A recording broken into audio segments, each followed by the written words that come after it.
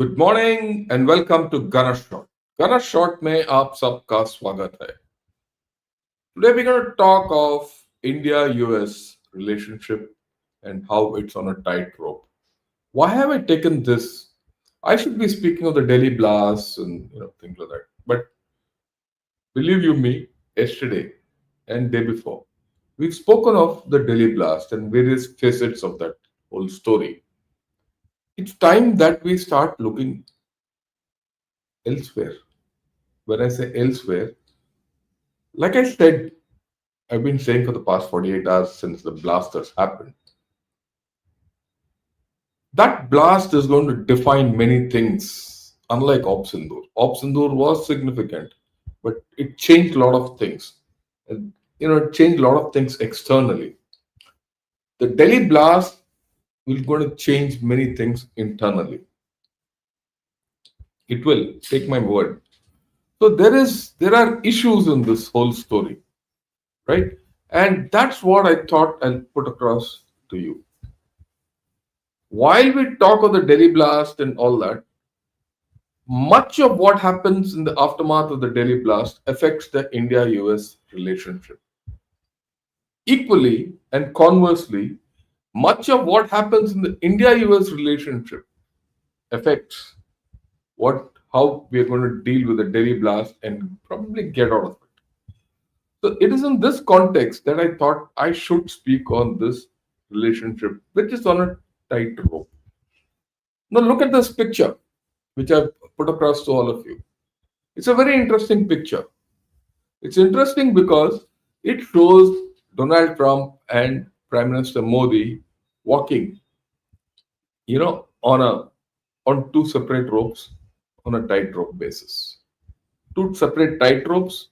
They're walking independently, but they're balancing with the same stick. It's very, very interesting. And this is going to be the theme of my talk today. And incidentally, this cartoon it came out yesterday in the South China Morning Post. And this is how the Chinese perceive it. And I think they're right.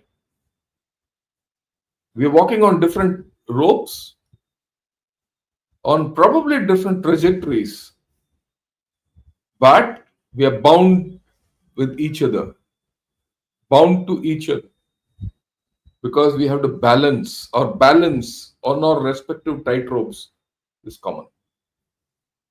And that is important. And that is why this relationship with USA is important when we speak of our relationship with, or I wouldn't say relationship, as to how we deal with this whole story as far as the Delhi blast is concerned. So I thought this is an important thing which we need to understand. And here I go. Look, the relationship between India and, of course, USA is bound by a few issues. One is the strategic partnership. Second is the defense cooperation between the two countries.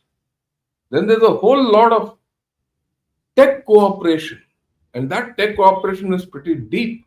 It's also our diaspora there and their investment into global capability centers here and expanding, like what's happening in Google and Microsoft and OpenAI.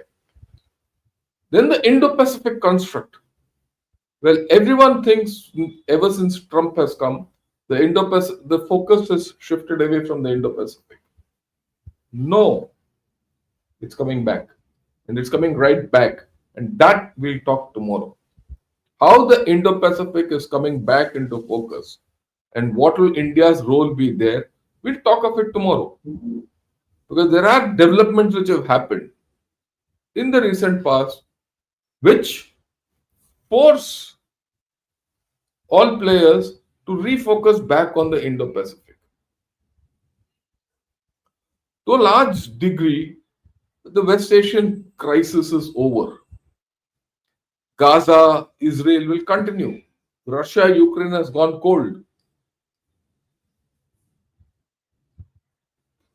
I think Trump has realized that it's better to let them slog it out with each other and keep Russia on the hold there. The focus will be now here. And there already action on ground on this. And of course, the fundamental thing is for containment of China. If we think that there was a talk between Trump and Xi Jinping and G2 and all that, it's not there. Whether you read the Chinese writings or the US writings, both are clear that that was temporary and the long term problems are huge. It's not going to go away. And in that, USA needs India. And India needs USA in its own growth story. And we have to put that across. What are the irritants? This is something which I've spoken of earlier, but I'm reiterating it. The irritants in the India-US relationship is of top of the track comes the Russian oil. Right? The problem Trump has with Russian oil. Then the US tilt to Pakistan. The G2 with China, which is always under, a raging undercurrent. Then all the demeaning taunts which Trump and his, roughnecks have spoken of about India. There was a shift to the Central Asia, and that's on. That's not going away. The new ambassador has come. He's still the special representative to Central Asia and South Asia.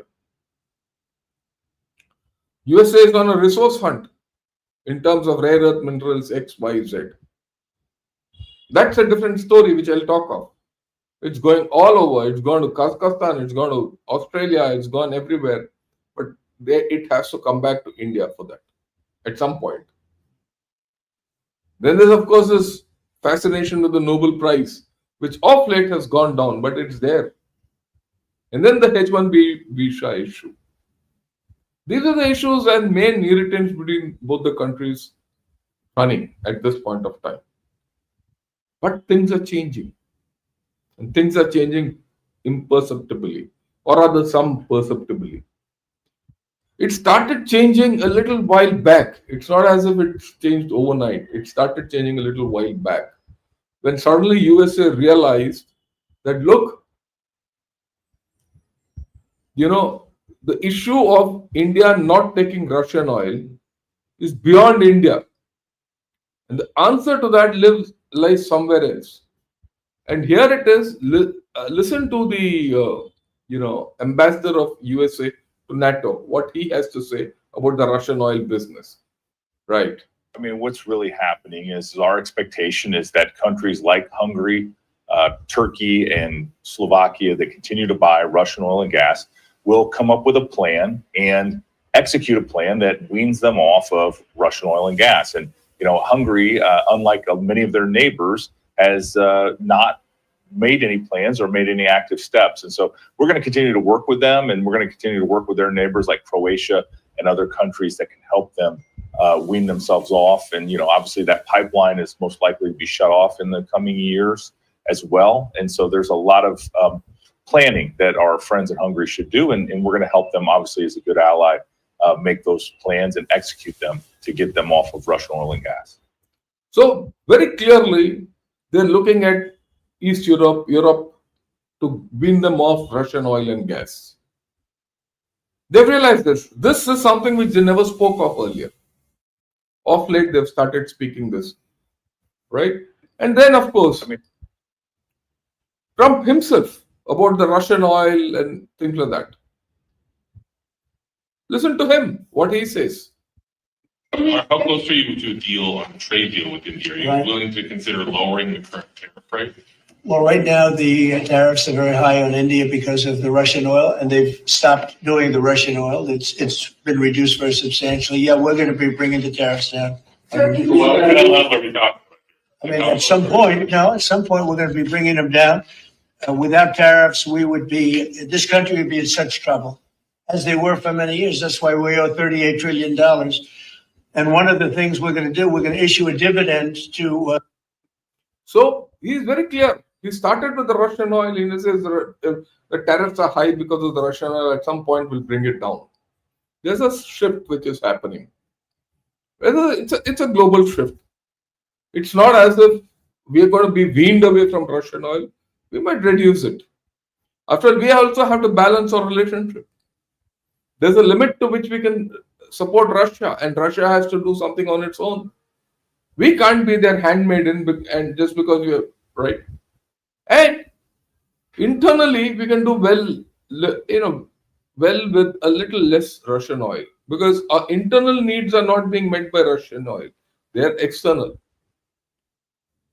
So there has to be a balance. I think, in my own opinion, there's some accommodation in this. On this, there's no doubt. And there's a realization very clearly in USA that US can't move ahead without India. And that's very important. The indispensability of India is coming to the fore. Right? Okay, now let's go How ahead. close are you? This is what I read in South China Morning Post. Very interesting article. Their analysis. It says neither Washington nor Delhi can afford strategic complacency. China's influence is expanding. Russia is seeking new markets.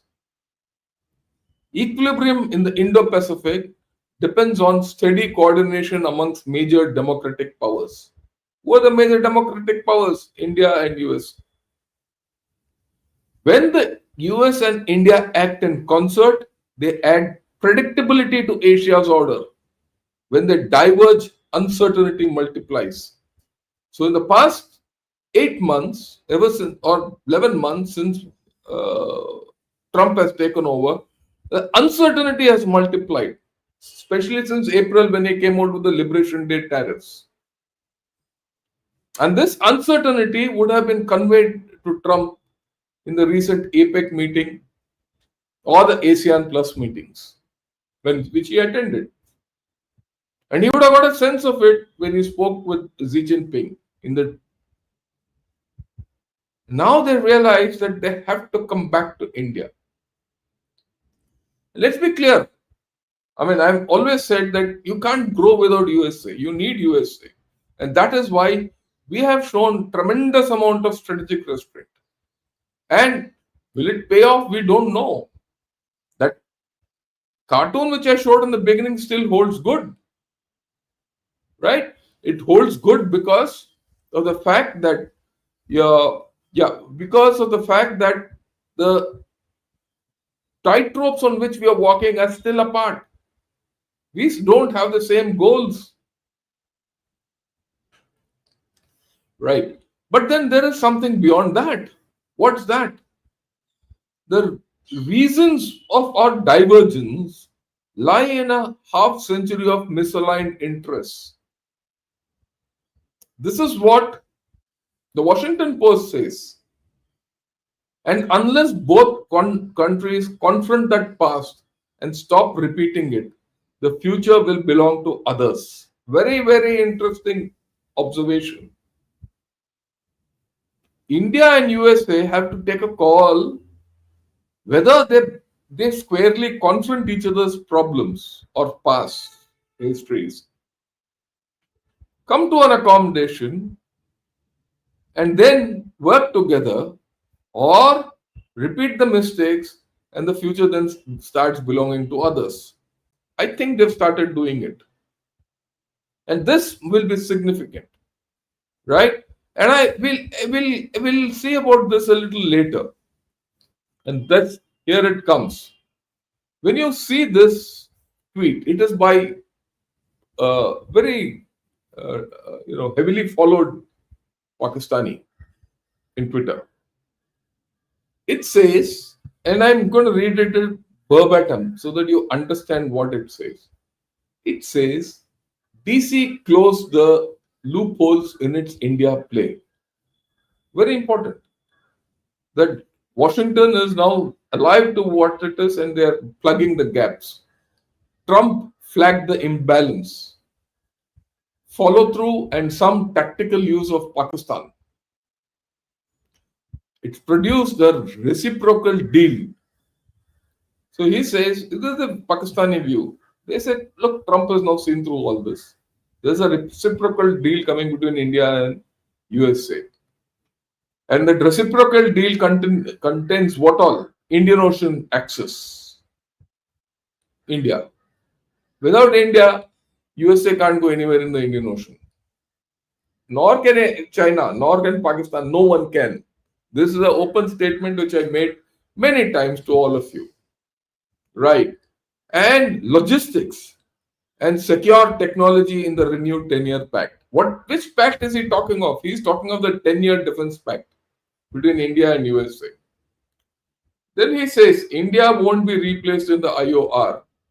Modi will lock in Washington and then tighten pressure on Pakistan under Asim law. This is important. This is their perception. And if this is their perception, we should ensure that this perception is driven home. You want to put pressure on Pakistan, you want to get USA either out of the equation or in the equation with us, which we couldn't do for whatever reason in Op Sindoor, which just didn't happen. That's fine. But now let us do it. Let us think of it now. Right? And the opportunity is here. And like I always say, you have to play the long game. You have to be patient. And I think our patience is paying off. And full marks to my Prime Minister for having played this game. There will be many detractors. I've heard many people talk of Narendra, surrender, ye, wo, all that. But they're fools. They're political fools. Okay. Why? Why do I say all this is important? Again, I look at it from the US point of view. I'm not looking at it from my point of view. Right? There is a unanimity of thought in USA that there is no alternative to India. And this chap, Farid Zakaria, he keeps repeating it. And hear what he says. There is only one country in the world that has the scale to replace China. And if you're trying to create a non-Chinese ecosystem, if you want to make massive amounts of consumer electronics or iPhones, only India has this. He says there's only one country in the world which can replace China in scale. And he keeps repeating this. It's not only him. I've said this. I've been saying this for the past 6 years.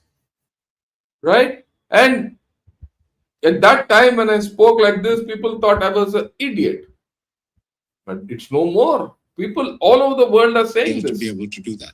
If you want to make massive amounts of pharmaceuticals, only India has the ability to do that. If you want to, for the next pandemic, you don't want to be reliant on China, because many of these.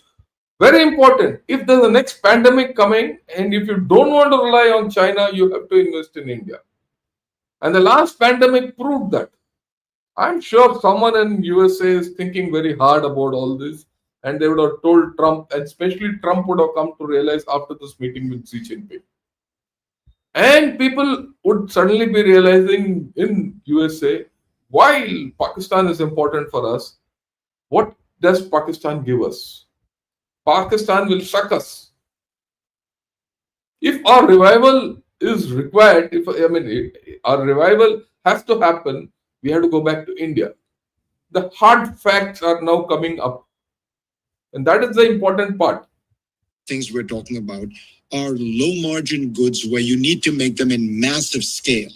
That's not going to be done in Texas or California. That's not even going to be done in Europe. Only India can play the role of the next China with regard to that kind of manufacturing. So he talks of only India can play the role of the next China. But in my own assessment, India should not be the next China. We are not a global handmaiden. That you take China out and replace it with India. In which case, the pressures on India will be huge. And we will suffer. We don't want that to happen. We have to be the better India. That's an internal thing. We'll handle it. And we'll talk of it as we go along. And very largely, our government seems to be doing that. I have no issue with it. But that's a different conversation. Right now, we still have to see how to balance each other with the help of each other on our own tight ropes. Right? Okay, let's go ahead. This yet another thing. Trump has suddenly realized that look, he doesn't have talent in USA. That talent is available only outside. First, let's listen to that and then analyze this. There's never going to be a country like what we have right now. And does that the mean- Republicans have to talk about it? And does that mean the H-1B visa thing will not be a big priority for your administration? Because if you want to raise wages for American workers, you can't flood the country with tens of thousands or hundreds of thousands of foreign but workers. You also do have to bring in talent. When Well, we a have plenty of country- talented No, people no, you here. don't. No, you don't. We don't have You're talented being- people here? No, you don't have certain talents, and people have to learn. You can't take people off an unemployment line and say, I'm going to put you into a factory where we're going to make missiles, or I'm going to put How did we ever do it before? Well, let me when you just, and I were I'll give you growing an up? example. In Georgia, they raided because they wanted illegal immigrants out. They had people from South Korea that made Hyundai. batteries all their lives. You know, making batteries are very complicated. It's not an easy thing and very dangerous. A lot of explosions, a lot of problems. They had like 500 or 600 people, early stages, to make batteries and to teach people how to do it. Well, they wanted them to get out of the country. You're going to need that, Laura. I mean, I know you and I disagree on this. You can't just say a country's coming in, going to invest $10 billion to build a plant, and going to take Yeah. people off an unemployment line who haven't worked in 5 years, Right. and they're going to start making missiles. It doesn't work that Well, way. I'm glad that USA has started realizing that they don't have the capability to do certain things. To that extent, I grant Mr. Trump what he's spoken. And he's very clear that they, at some point of time, the H1B visa system has to change. All those restrictions which is put on Indians will be lifted. It's a matter of time. By next summer, we'll be discussing something else. Already, within the Republican Party, the voice is coming out that look, don't give Chinese H1B visas. We made this mistake earlier. You can't allow 6 lakh Chinese students to come into USA once again. And this is coming from Nikki Haley, who is a Republican, influential. She also ran for the presidential race. And she's got a say in the Republican Party, and probably she's the future once Trump steps off. And the same thing is echoed in some form in the Democratic Party, though it's not come out. So I don't see this relationship can exist apart from each other for long. Of course, things have changed, and I'll talk of that also. There's no- Why things have changed? Because India is no more the same India which Trump was dealing with at the beginning of the year. And this is very important to understand by everyone. And when I say, look, India is going to be the next global superpower and India is on the move and things like that, many people don't understand. Many people don't even, they think I'm a nationalistic guy or a Hindutva guy or, someone who's licking up to the government and talking sweet and all that nonsense. Fine. But listen to the Singapore Prime Minister, Hsien Loong. What does he say?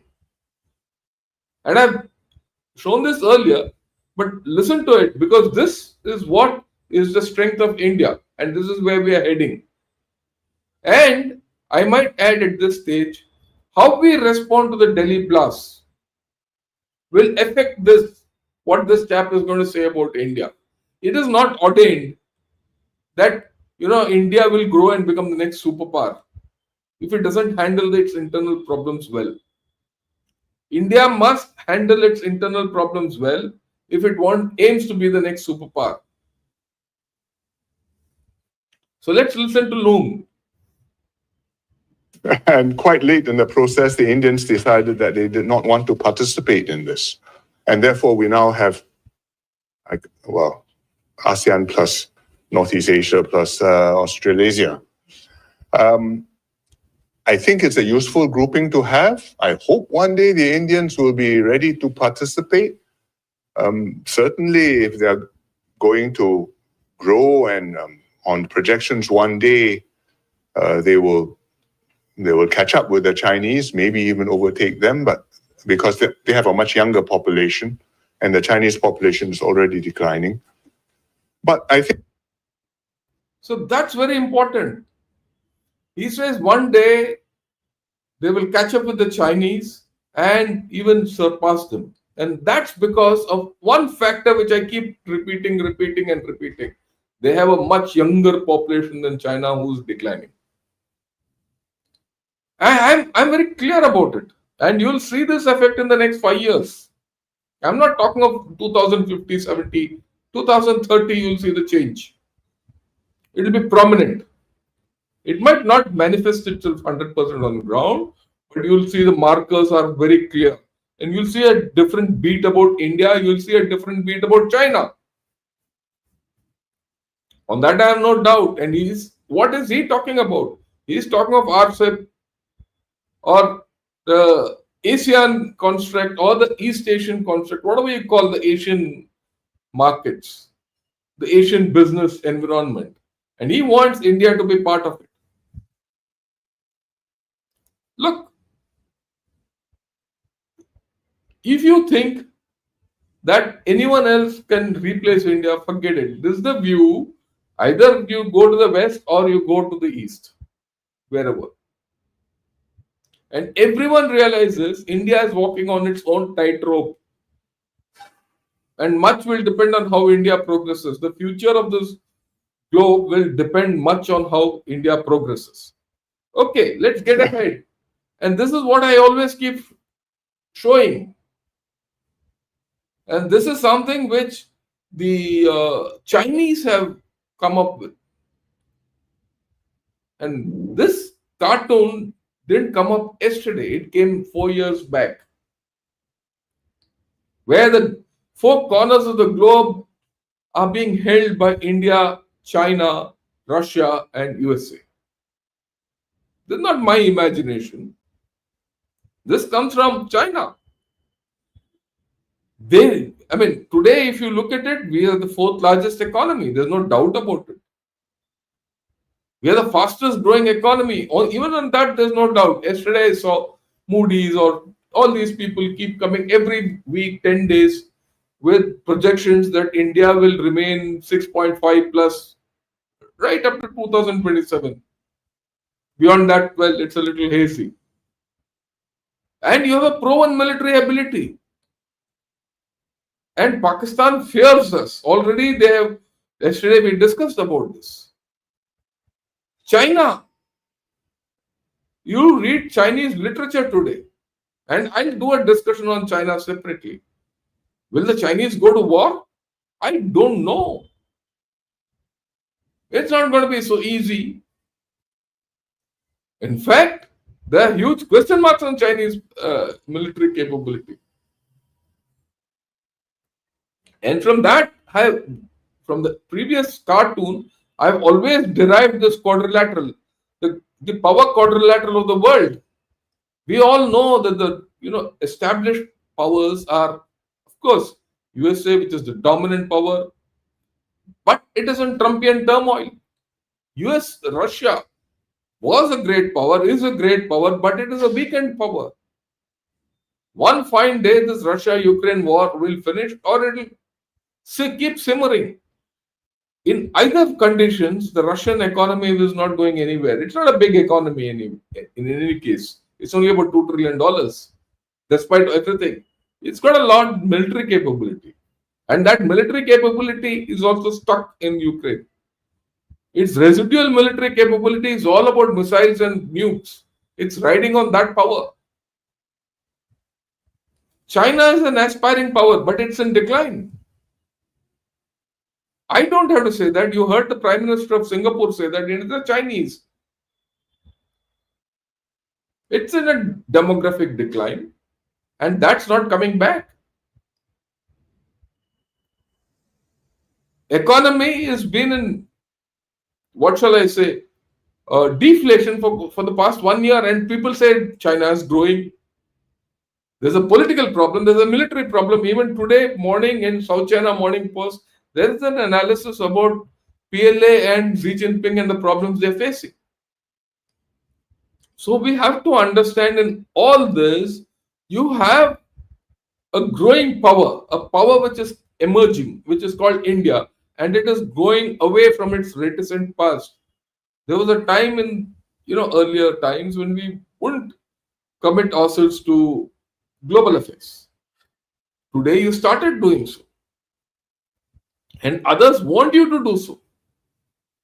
And this is what you have to understand, the tightrope we are in. And this is what USA also has to understand, the tightrope they are in. You want each of us to go along our tightropes or jump onto the same tightrope, we have to have a fundamental understanding. Right? And the practicality of that, you can see the green shoots of that. We recently signed the 10-year framework for US-India major defense partnership. I did a program on that separately. Right? And I analyzed India and USA are interdependent on each other militarily. There's no way getting away from it. We are bound to each other. Trump can talk what he wants. And the military interests of both the countries are now intertwined. The strategic interests of both the countries are intertwined. Your dependence on Russia for military hardware is declining. It's there, but it is declining. With USA, it's increasing. It's not only dependence, it is interdependence. Interdependence. With Russia, it's not interdependence, it's only dependence. There's a difference between the two. And this is something which we need to understand fully. Right? And then look at this. What is this? This is the visit of our team from the headquarter IDS to the US Pacific Command. It happened earlier this month. Not very far back, just about 10 days back, 3rd, 4th November. A team from which is under the CDS, led by Air Marshal, has gone, sat in Indo-Pacific Command and has had a discussion on various issues. Why would it do just 10 days back? There's a revival. Immediately after the 10-year defense framework, this team goes there. It is not only that. There's an exercise going on, 10th to 13th November, ongoing at this point of time. Or maybe it's just wound on yesterday. Where Air Force is operated with US Air Force. And this is the time when exercise threshold is going on. And we put NOTAMs all over. Delhi blast is on, everything, but this has not stopped. So there is something happening which is reviving this relationship, and we need to understand that. A very important thing which the US has stepped back on is the sanctions on the Chabahar port. They've withdrawn it. It's only for 6 months, but that's okay. It will get extended. Why? US realizes if tomorrow the Pakistan route is closed, they'll need Chabahar port and the route through Iran. And US can't go through Iran. Only India can go through Iran. Of course, US is making efforts for a direct deal with Uzbekistan and Kazakhstan and all that. But there's a limitation of access. And in this entire scheme of things, it is Afghanistan which holds the centerpiece. It's the puzzle. It's the piece in this jigsaw puzzle which everyone wants. In fact, everyone wants it more than Pakistan. People don't understand it. And that is why, through centuries, right from the times of Alexander to even now Pakistan, everyone wants a piece of Afghanistan and they don't get it. Right? And your grip on Afghanistan tightens not because of your military capability. Your grip, India's grip on Afghanistan tightens because of people to people contact. And then say, look, they could have been antagonistic towards us. But the people of Pakistan, Afghanistan are driving the Taliban government to say, go to India because only India can give us answers. And this is something we should never forget. It can never be discounted. And US has started realizing it now. There's no doubt.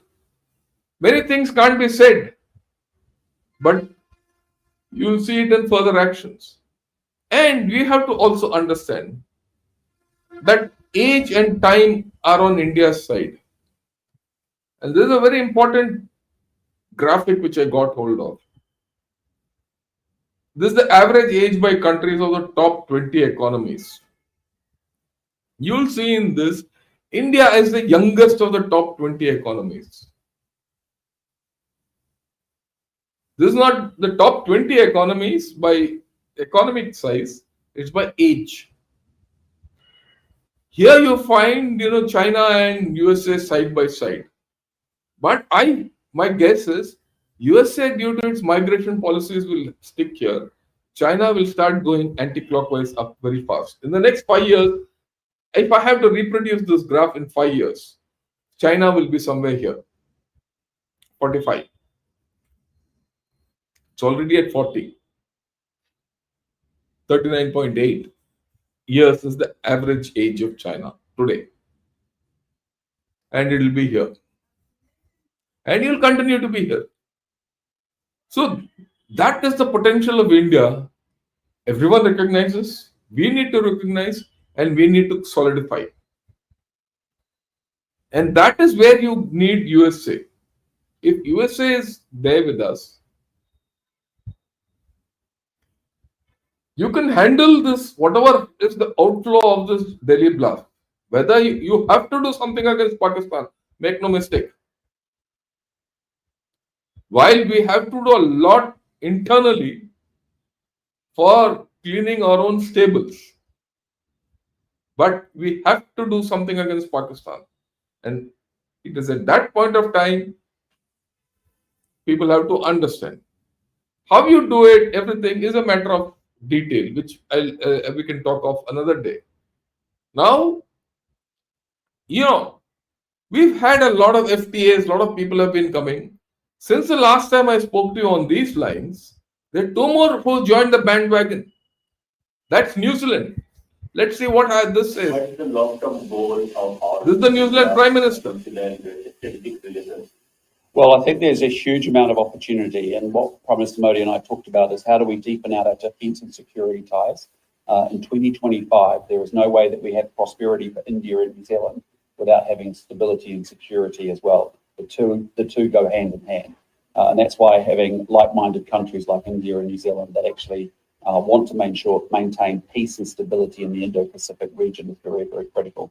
And I'm very proud actually of the working relationship between our two militaries and the work that they've done already over the last 12 months.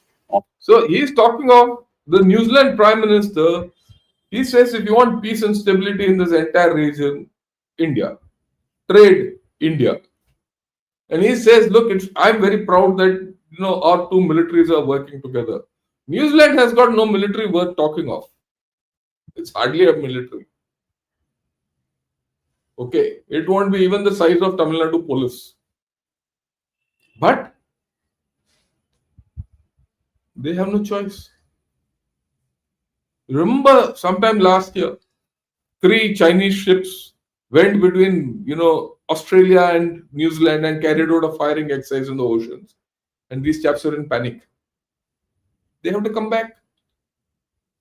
And now this is the new country which is added on to our whole story. But this is an interesting discussion which this lady has had with the Prime Minister of Finland. Hear that, because he is very clear on what he has said. Do you see a role for India given its relationship with both Ukraine and Russia? Definitely. And here's where we come. You might know that I'm a great admirer of India, and I think India will be our next superpower, right up there with the United States and with China. And of course, he is very clear that India will be the next superpower, right up there with USA and China. This is the Finnish Prime Minister. Okay, he's not minced his words. He doesn't have any doubt about it. In taking that security political role, whether it's Prime Minister Modi or whether it's Foreign Minister Shankar, it's a strategic thinking. What India is obviously doing right now is having a multi-vectoral foreign policy, which is fully understandable. So India is having a multi-vectoral foreign policy, which is fully understandable. The world knows it, and they can't. The world also knows that we are not going to get aligned with anyone. And people are started falling in line with that thinking process. Yeah. So you have to keep good relations with Russia. You want to have good relations with the United States and, of course, with the European Union and China as well. I think we need to get the bigger players involved in this. And for me, the bigger players in this case would be President Xi Jinping, would be Prime Minister Modi, and would be President Ramaphosa, because you have an understanding what colonial wars mean. And for you to come in and mediate and help out, I think would be very useful. So it's very clear. There's a clarity of thought which is now emerging, which was not there in the beginning of the year. Today, every leader who comes and speaks with India talks like in this language. Obviously, we are changing. The danger in this is Pakistan is trying to derail exactly that. Right? And I'm grateful to First Post and my, thank First Post for this clip and Palki Sharma for having spoken to this man. Anyway, that's a different story. Do you see? I keep showing this often. Right? I've just added New Zealand and Finland to this circle. And what is this circle?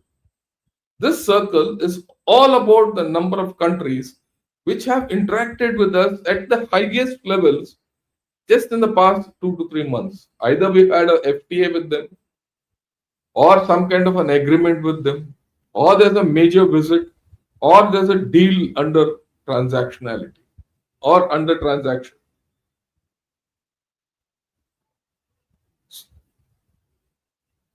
One year back, I couldn't have dreamt of drawing this. Just to give you an idea, look at the countries.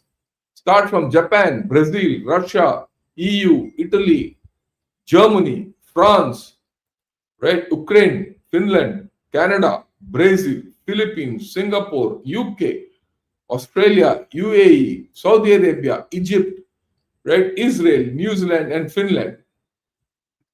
Important personalities from all these countries have come to India and said, look, we want to be friends with India. And India has to forge ahead. On that, I don't think we have any issue. All of you also who is watching this have any doubt about it. Well, some might have doubts. That's a different story. Right? Okay. It is in this condition I get back to where we started from.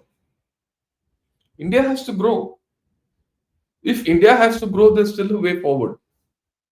We're not there as it. Let's be very honest with ourselves. And Pakistan is trying its best to ensure that we don't grow. What is this Delhi blast all about? The Delhi blast is all about telling the world, look, India is not the best place to go to. India is still a dangerous place. We can do what we want with it. And if Pakistan can provoke a reaction from India and we go and attack them or do whatever silly thing, Top Sindoor 2, which everyone wants to do. The young want to do, the blood is boiling. you go and do, they're going to tell everyone, look, we told you India is what it is. So in the larger, this is Pakistan's game plan. And you attack Pakistan, this Asim Munir will become the strongest dictator Pakistan has had. So you have to do things completely against that. And for that, you need USA either on your side or in a neutral corner. And in that context, India-US relations are important. Okay? For USA, if they have to achieve their goals, there's a realization that they need India. Without India, they can go nowhere. So there is a mutuality of interest and commonality of interests.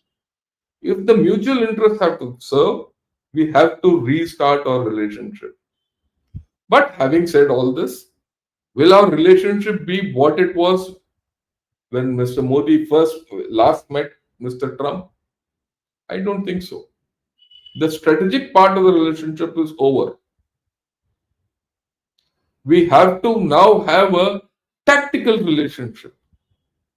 Whether this tactical relationship or a transactional relationship, whether this tactical relationship come transactional relationship gets back to that strategic relationship will take some time.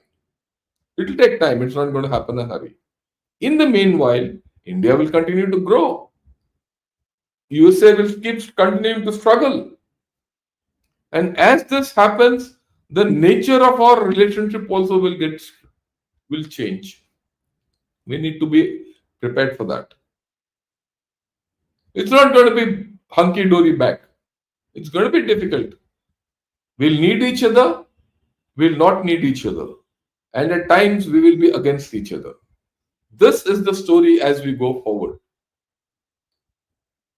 Right? And with this, I'd like to thank all of you who attended today's morning's talk. If you like this, do press the like button and also press the bell icon and subscribe to Gunner Shot. And if you can join Gunner Shot as members, I'll be more than grateful. Right, with this, I'll take a few questions and we have time, so there's no hurry and I'll attend to each thing. Right. Thanks a lot, Akash, for having joined. You've always been a very regular viewer, and I'm honored because of that. And Ladybird Haru, good morning, and Mrs. Claire's also good morning. Lata Sundar says, cover the return of the Apache helicopter. That's a technical issue. There must be some problem in it, and they would have said, okay, send it back and all. So I don't give too much credence to that.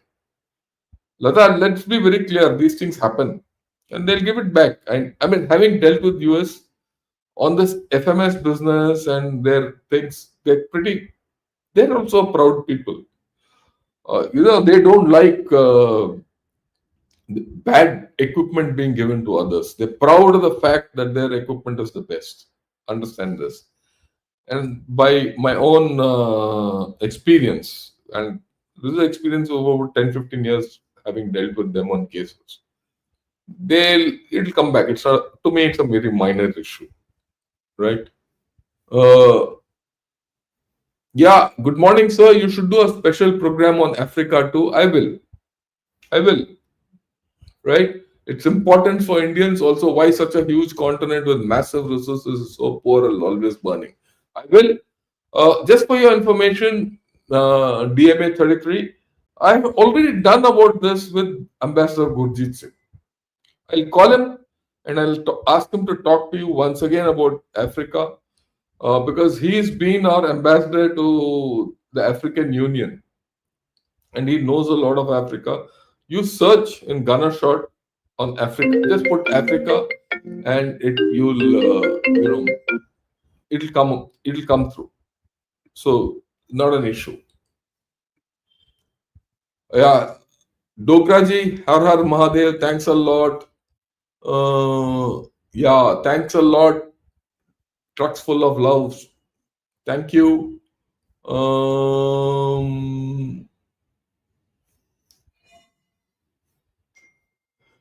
Okay. Dr. Shankar once said West has applied Goldilocks principle towards India. This one step forward, two step backward behavior by US, including labeling Pak as terror victim, will increase mistrust. Look, I'll put it this way. Instead of getting into the what Dr. Jaishankar said and what they're behaving and all, expect it. This relationship is not on a super highway. It's on a rocky road. The positive part of it is that rocky road is probably coming to an end. And after that, you'll have a dirt track of, going ahead, which is pretty okay. It's still not entered a place where it's on tarmac, leave alone a 4-lane highway or a 6-lane highway. So expect these problems. That's the way I look at it.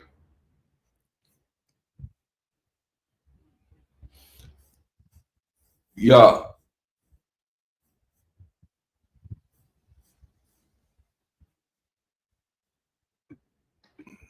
If you observe Toppu's Chamcha, Navarro has stopped berating. I completely agree with you. Yeah, what a session on P Guru, sir. Viewers, please view that session along with this one. Like and subscribe to Sir's channel. Thanks a lot, Kiran. Yeah, it was a very good session we had with the P Gurus on, with General Rajiv Narayanan and General Dushan Singh. In fact, we thought of it and we said, they're the two people best I connect with. And of course, in the Gunners side, I connect best with Raj Shukla, the Gunners fraternity, and Hari Mohan. That's why I got it. Don't miss these, right? And to put it bluntly, to a large extent, I'm the driving force behind both these shows. Of course, Mr. Sri Iyer is the anchor of the whole story. But and we've discussed it. We're good friends. That's why it goes on both channels. But we are clear on this. Okay. Op Sindoor made India realize US is not a reliable, trustworthy partner. Now, whatever steps India takes, there's no active support from US. How should should India look at Indo-US relationship going forward? That's what I said. This is a testing time. Our effort should be to ensure that USA is on our side. If it is not on our side, it should be in a neutral corner. That's the way I look at it. And that's how we should handle the outcome of this Delhi blast or the further action of this Delhi blast. Don't take precipitate steps which will upset any apple cart. So, and focus more on the internal, because focusing more on the internal and then shifting to the external will pay us dividends. Yeah, that will make even USA realize where we are. Vitika is being optimistic but deluded. Orban is least interested in the meaning of Russian energy import. Ashok, I completely agree with you. It will not be feasible. But the fact is, they have realized that the solution to whatever they want to do with the Russian oil doesn't lie in India. It lies there. If they can't do it there, don't expect it to be done in India. That is the thing. That's why I said, I know they can't get off it. I know it's a dead dream. But that's how it is.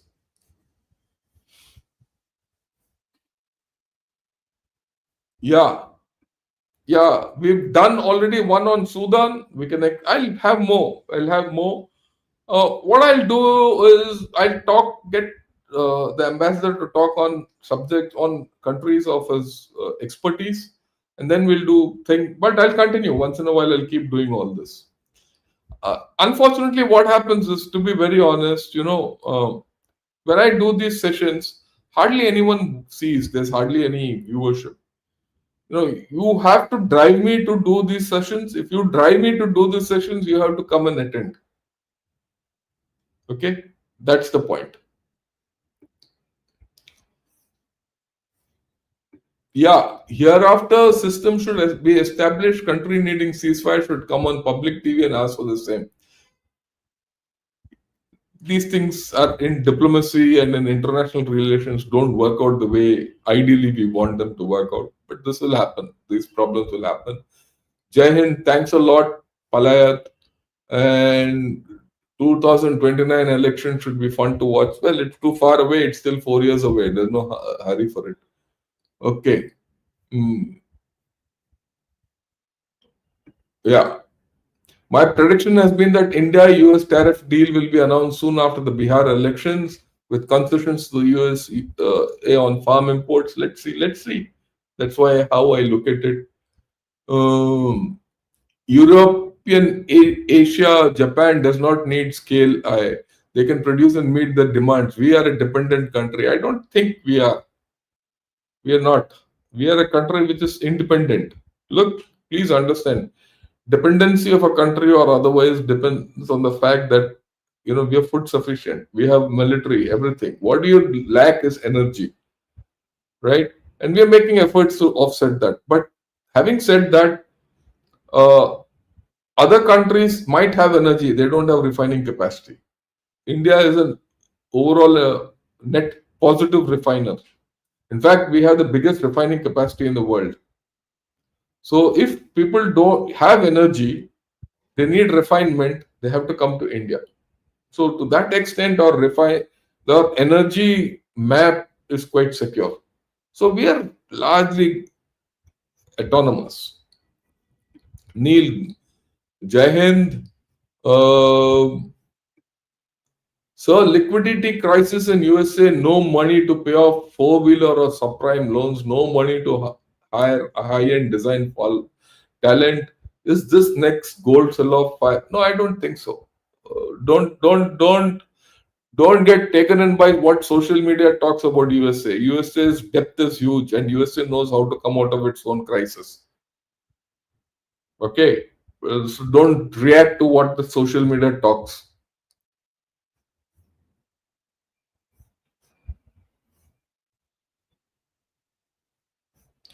Yeah, Mark Sahabandhu, good morning. Yeah, Op Sindur made us. Yeah, we've heard about this, Anirban. Yeah, Jeffrey, hi, how are you? And Jai Hind, John Jeffrey Fernandez. Munir is now a permanent power in Pakistan. Is the nuclear saber rattle now sure and for real? What should be India's response tomorrow? Tomorrow, Sandeep Punithan and I are going to focus on Asim Munir. So join in it tomorrow. We'll discuss this in detail. We've spoken largely of Pakistan. We've spoken of this, that, but we need to understand this individual with whom we have to deal with for a long time to come. I don't have any hope on internal security. Sachs, I don't agree with you. I have tremendous hope. Things have changed. Things have changed tremendously over the past 40, 50 years. Yeah, these problems in a pluralistic democracy and a pluralistic multicultural society will happen. So be patient. We have to be patient with ourselves. We can't be impatient with ourselves. Right? Jai Hind, unknown artist, Jai Hind. Yeah, B1 Lancer loaning shows military projections toward China. There's no doubt about it. Yeah, not many questions today, sir, because the session is simply fantastic and a lot of material to absorb. Thanks a lot. Understand this facts. Why I come out with what I speak and with the facts and all the material is you have what I put across in Gunner Shot. There is a lot of thought. It's just not airy-gairy. I don't react to a situation. What I speak about Delhi Blast, everything has got a lot of depth based on research elsewhere. And like I said, tomorrow we'll talk of the Indo-Pacific and how things are changing there. How things are changing between China and Japan. How things are changing between China and Philippines and Vietnam and all these countries tomorrow. Do you think continuation of Russia-Ukraine war is beneficial to India, its rise in future, or will it push Russia toward? Look, till such time Russia-Ukraine war continues, India will benefit. And I've been saying this from a long time. I have no doubt about it at all. Right? It's not only a matter of it's not a matter of economics. It's a matter of it's not only a matter of geoeconomics too. It's a major matter of geopolitics. Russia will never get dependent on China. They have to be dependent on India for a long time to come. Ukraine also needs India to square up with Russia. That Zelensky himself has said. So no worry.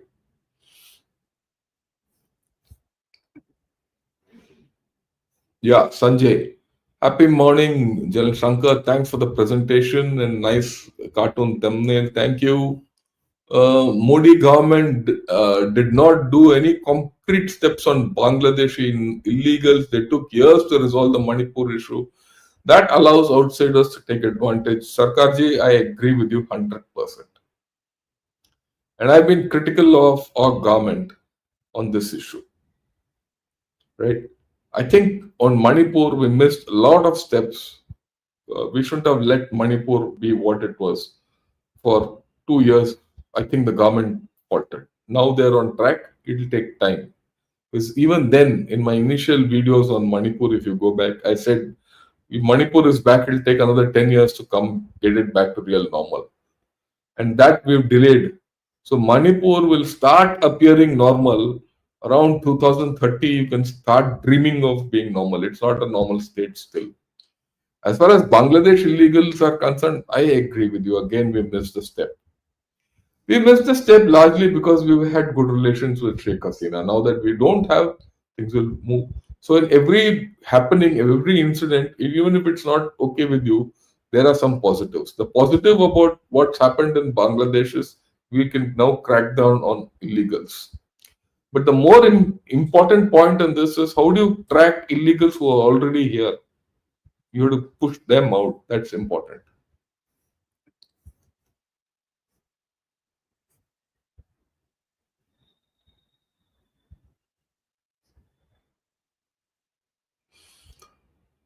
Okay, let me see. Yeah, my heartfelt and rising warm greetings to Rising Bharat. I keep saying Bharat can't be stopped anymore. On that, I have never had a doubt. Vasu, good morning. Thanks a lot. Thanks a lot for your compliments on the three good generals episode yesterday. It was good. I also felt it.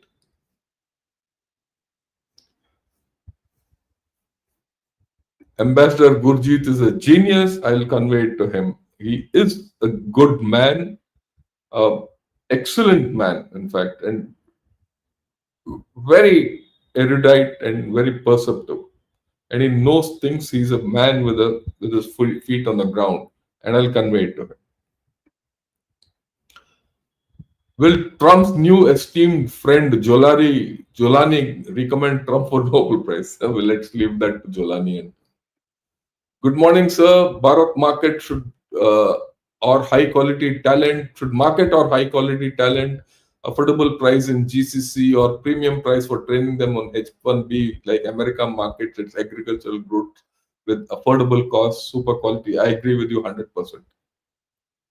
But I think we are doing it on our own. We have the capability of doing it on our own. Okay.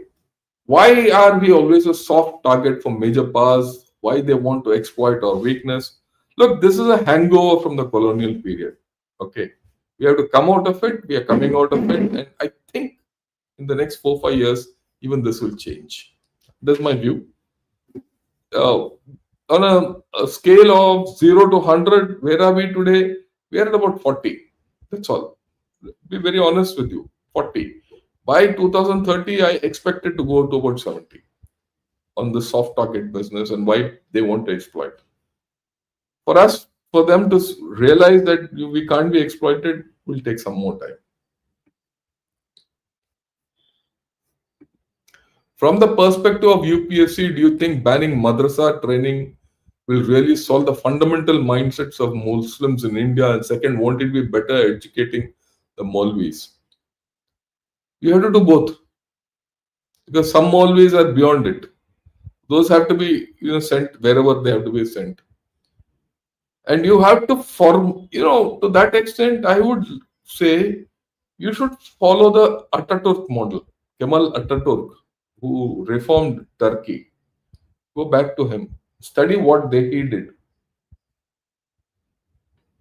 and modernize Islam in our country. I think that things goes there. How do you deal with Trump and Munir friendship? Join me tomorrow. We'll discuss this morning. Why are we always on the back foot and leave problems for the? That's the nature of our society. That's the nature of our courts. That's the nature of us, the people. The people, we have to understand where we are. Unless we are clear that we have to get on the front foot, we will not. Yeah, thanks a lot, Parisarad. Good evening from USA. I hope you're having a good time there. And I'm sure things will change even for you. Yeah, what about China buying Russia oil, but China can't be bullied? But that's there. That's a permanent thing. It will not go away.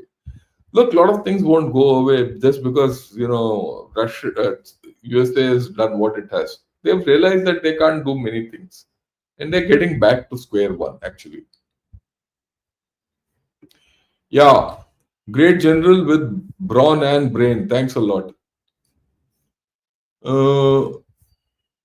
Okay. Caricature today is fantastic, sir. With your permission, would like to add a parachute kit to India, not to US, because I'm confident that India is the fifth pole. Gyan from Ghana. Yeah, there's the fifth pole. There's no doubt. I mean, again, we could be the third pole, we could be the fourth pole, or the fifth pole. Like the Prime Minister of Finland said, we're the third pole. Someone says we're the fourth pole, and so we have to see. But we are going to be a major pole. That's the more important thing. Yeah, Afghanistan has already done a surgical strike on Pak army business through a trade ban.